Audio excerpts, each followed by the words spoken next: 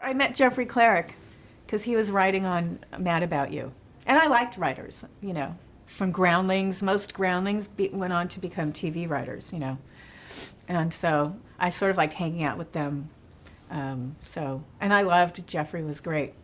And then it turned out Jeffrey's boyfriend, who's David Crane, had written a pilot with Marta Kaufman about 6 friends. And so it was pilot season.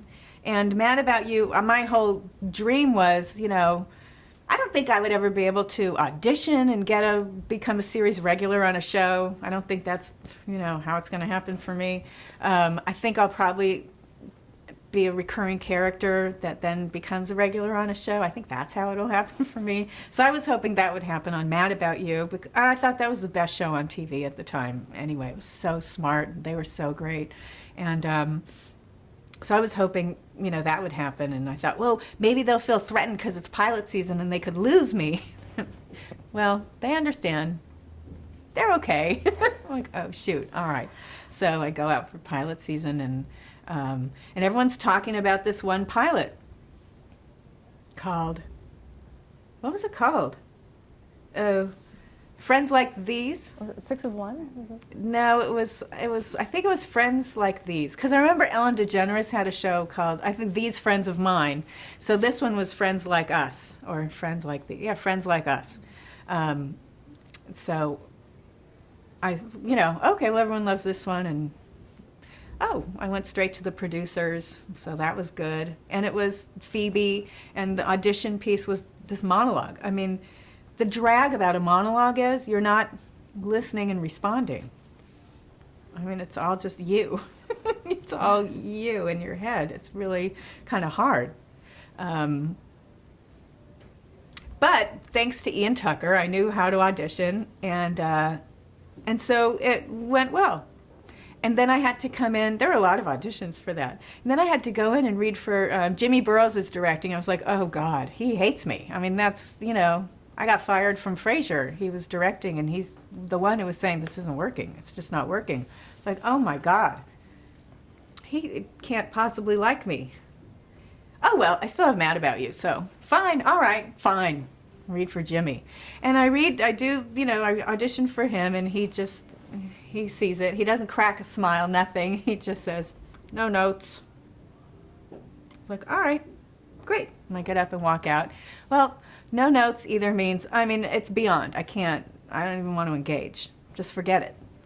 Or it's fine the way it is. No notes. But it certainly wasn't like that was great. No. It was just no notes. All right. Oh, well. Then I get called back again. Oh, either they weren't listening to Jimmy or, I don't know, or it wasn't that bad. And I remember reading at Warner Brothers, and they have a theater, which I guess is supposed to be a wonderful thing for actors so that they feel like they're in a theater. But all the actors were flipped out, completely flipped out, because they can't see who's out there. If it's like 20 people out there when you're up there auditioning. And they were so thrown and put, who could audition well? They just set you up for failure. Who could possibly do a good job? And these were all actresses that I knew I didn't know them, but I knew of them from TV. These are great actresses. And oh my God, she'd be perfect as Phoebe. Phoebe has nothing to do with me. She's like this sort of ditzy, new agey sort of, that has nothing to do with me. I couldn't be a more rational, practical, jappy, this Jap from the Valley. Who's playing Rachel? That feels more I didn't even see Rachel's the romantic interest. I'm just character. What's the character? And all these girls that were great actresses, and they really were bumping up against the audition process and couldn't cope. They just couldn't cope with the audition process, just storming out. Well, I don't know who could do a good job. There's 20 people in there. Oh my God. And I just thought, but when you shoot this in front of a live audience, there's going to be at least 200 people in the audience. If that's going to get to you, how's this ever going to work? So, I just went in and did my audition. I never looked, I was happy not to see who anyone was. I don't want to know if, the head of Warner Brothers is there. I don't want to know if Warren Littlefield is in the room. I don't even want to know which one he is.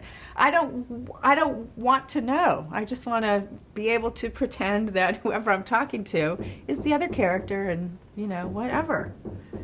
I have a whole world to imagine. I can't be bothered with who's in the audience, So anyway, so I was the one able to cope.